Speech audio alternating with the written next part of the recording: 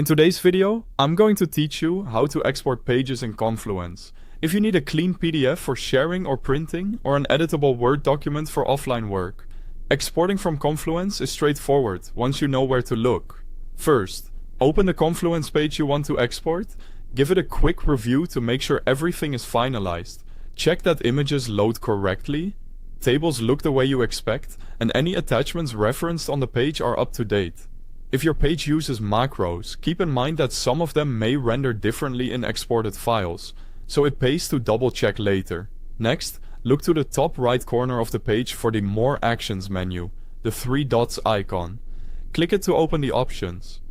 Depending on your Confluence version, you'll see Export, or Export to PDF, or Export to Word. Choose the export option that matches what you need. Now decide on the export type.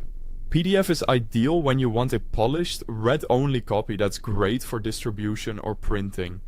Word is best if someone needs to make edits or add comments outside of Confluence. In some setups, you may also see an option to export a single page or an entire space.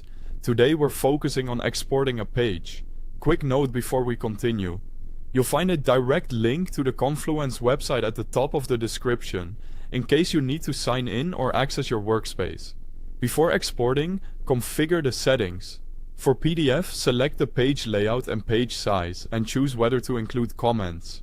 A4 or letter will affect your page breaks, so pick what your audience expects. If you're sharing widely, consider turning off comments to keep the document tidy.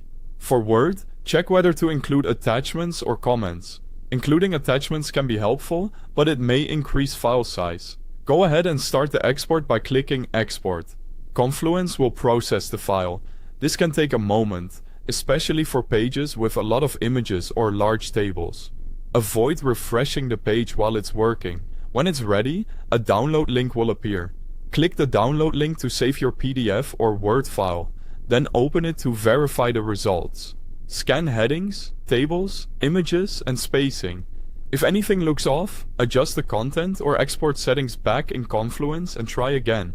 A helpful tip is to export a single test page first to confirm styles and formatting before you share broadly. That's all you need to export pages in Confluence. If this helped, thanks for watching, and I'll see you in the next one.